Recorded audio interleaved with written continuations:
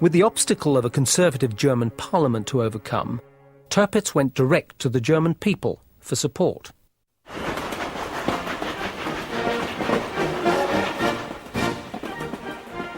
A select group of teachers and university professors travelled the country to lecture about Germany's new frontier, the sea. In the Kaiser's words, millions of stubborn and bad-tempered Germans suddenly awoke to the benefits of a powerful battle fleet. It's difficult sometimes to persuade a farmer in the middle of Bavaria that a battleship really means something to his future or his present.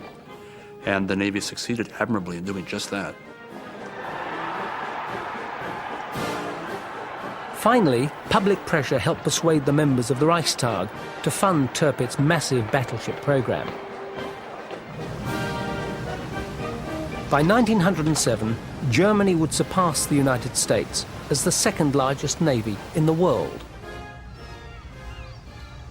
There are discussions among historians whether the Germans really aimed at a hot war ending in a great battle like that described by Mahan, or whether the Germans only wanted to blackmail the British by putting a dagger at their throat, thus enforcing them to give the Germans, as they regarded it, their equal share of world power. The sheer ham-fistedness of the German approach. They are involving themselves in blackmail.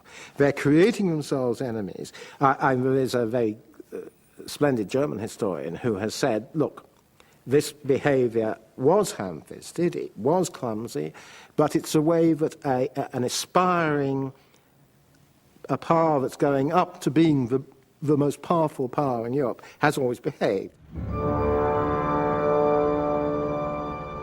Germany's naval challenge was met with foreboding in Britain. The government was forced to increase the naval budget yet again to keep ahead in battleship numbers. But for the Royal Navy, there was more at stake than sheer numbers could remedy. Inspired leadership was needed to match the brilliance of Admiral Tirpitz. That leadership was to be found in Admiral Jackie Fisher. An extraordinary man, strange man, a genius, I think a little bit mad, like most geniuses are, but a man willing to come up with radical solutions for radical times. When Fisher came to the Admiralty as First Sea Lord in 1904, he vowed to meet the German challenge. In a raft of sweeping and often controversial reforms, he ordered the scrapping of 100 outmoded warships and the return to home waters for scores of vessels on service around the globe. But his most important move was to establish a think tank of naval experts to assess the future of the battleship. Rapid advances in new weapons of war, the submarine, torpedo and mine, led some experts to argue the battleship's days were numbered.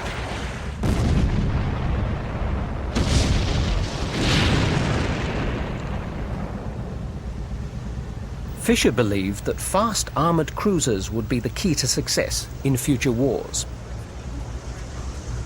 His so-called battle cruiser, while similar to the battleship in firepower, would need to sacrifice precious armour to gain speed, making it more vulnerable to torpedoes and mines. But a battle soon to be played out in the Far East would help settle any question of the battleship's future.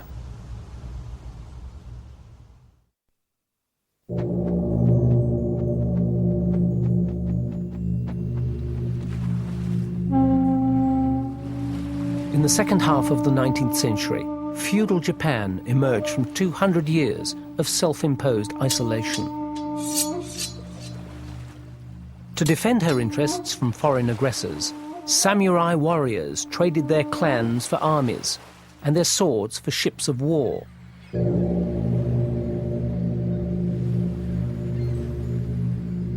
By the turn of the century, the Imperial Japanese Navy boasted a fleet of 6 British-built battleships. Flagship of the fleet, the Mikasa, was typical of battleship design at the time. She was armed with 4 massive 12-inch turreted guns and a huge battery of smaller ordnance.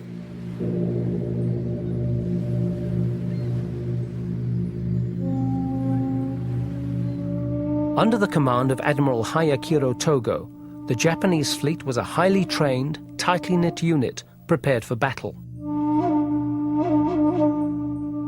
When Japan became embroiled in a bloody war with Russia, she would prove herself a naval colossus in the making.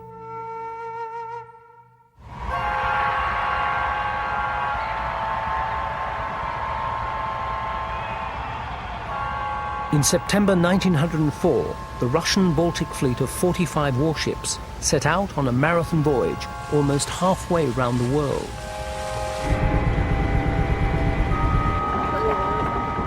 Its purpose, retaliation for the Japanese destruction of its Pacific fleet in the Manchurian harbour of Port Arthur. Under the command of Admiral Zinovy Rozhesvensky, 5 new French-built battleships and 7 slow, barely seaworthy relics spearheaded the Russian fleet. After 8 long months at sea, the exhausted Russian fleet sailed into the Straits of Tsushima, right into the path of the Japanese battle fleet.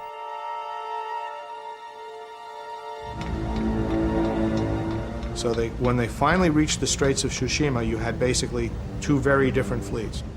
A hardened, battle-trained Japanese fleet that knew exactly what it needed to do to win the battle, and a Russian fleet that was disorganized, full of ships that really were worthless, but that managed to tie down the ships that could have given a good account of themselves to a very slow speed.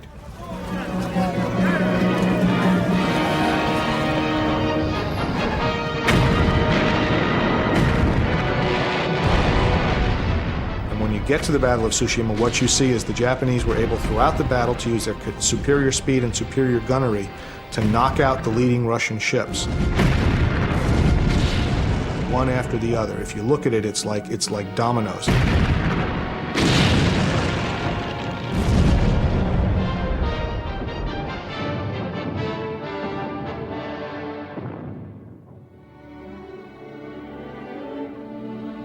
Japan's success against the Russian fleet was met with high praise in London.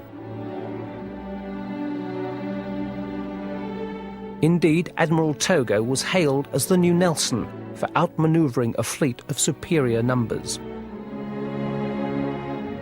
But to Britain's first Sea Lord, Jackie Fisher, the Battle of Tsushima confirmed that the current generation of battleships was far from adequate for modern wars. The battle was fought at ranges that were relatively long for the time, 5,000, 6,000, 7,000 yards. That was long range for that time. The reports he was getting back from his attachés with the Japanese fleet were that 10-inch guns, 8-inch guns, 6-inch guns, these guns, they don't matter. You don't even notice them in a big battle. But what was really important were the 12-inch guns. The 12-inch gun fired on a flatter trajectory, it hit harder, and it was just a better weapon from everybody's perspective than a 6-inch gun. In early October 1905, Fisher oversaw the construction of the most groundbreaking warship since HMS Warrior. At 15,000 tons and 527 feet in length, she was designed to be the culmination of the latest advances in metallurgy, propulsion, and armaments. Speed was armour, Fisher declared. She would be the first battleship to be fitted with the newly developed turbine engines, giving her an impressive speed of 21 knots. After only 4 months of construction, the massive hull was ready to launch.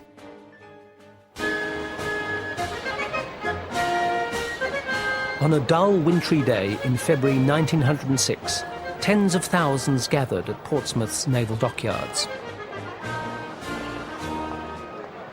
With a bottle of Australian wine, King Edward christened her HMS Dreadnought.